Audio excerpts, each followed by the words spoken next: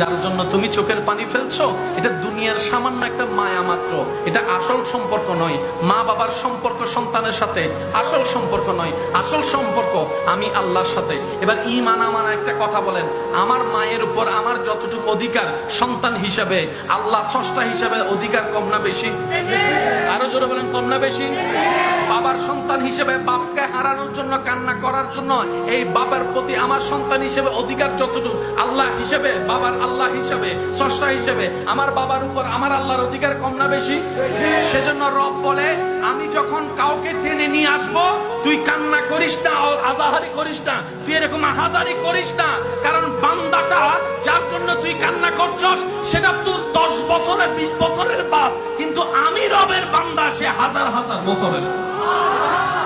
দুনিয়াতে যতক্ষণ আছে তোর বাপের সাথে তোর সম্পর্ক আছে, কবরে যাওয়ার পরে তোর সাথে তোর বাপের কোনো সম্পর্ক নাই, হাসরে তোর কোনো সম্পর্ক নাই, জান্নাতে কোনো সম্পর্ক নাই, কিন্তু তোর বাপ আমার বান্দার সাথে রু জগতে আমার সম্পর্ক, গুরু জগতে আমার সম্পর্ক, বাবার পিঠে থাকা অবস্থায় আমার সম্পর্ক, মায়ের পেটে যখন তোর বাপ এসেছিল তখনও সম্পর্ক, দুনিয়াতে যখন আসছে তখনও সম্পর্ক, কবরে যখন ছিল তখনও সম্পর্ক, হাসরে যখন তোর বাপ উঠবে তখনও আমার সাথে সম্পর্ক আছে।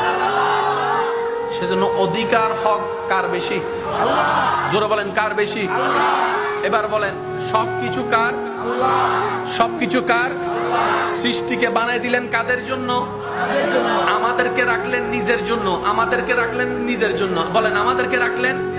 তো রব এখন চাই কি জানেন? রবের চাওয়া একটাই, বান্দা তোর যা দরকার আমি দিব, যখন দরকার আমি দিব, যেভাবে দরকার আমি দিব।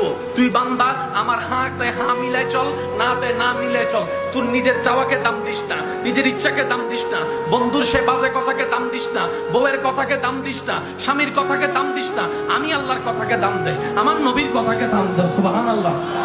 তুই আমার কথাকে দাম দে, আমার নবীর কথাকে দাম দে। তোর যা দরকার চাওয়া আমি পূরণ করব, তোর স্বপ্নকে বাস্তবে আমি রূপদান করব, তোর ঘুম থেকে উঠাটা আমি ব্যবস্থা করব, তোর নিঃশ্বাসটা আমি দিচ্ছি, তোর খাওয়াটা আমি দিচ্ছি, তোর ডোকগিলা আমি দিচ্ছি, তোর পেটে রাখা আমি করছি, তোর হজম করা আমি করছি, তোর বাথরুমের ব্যবস্থা আমি করছি, তোর প্রস্রাবের ব্যবস্থা আমি করছি, কিডনির ব্যবস্থা আমি করছি। বান্দারে, তুই শুধু আমার মনোযোগে থাক, আমার মনোযোগে থাক। তুই কোন রকম চেষ্টা করে দুনিয়ার সামান্য হায়াতকে আমি রবকে খুশি করে আসার চেষ্টা কর। তুই দুনিয়াতে শয়তানের মুখে লাথি মেরে আমাকে খুশি করে আয়, হাসরের ময়দানে আমি আল্লাহ তোকে খুশি করে দিব।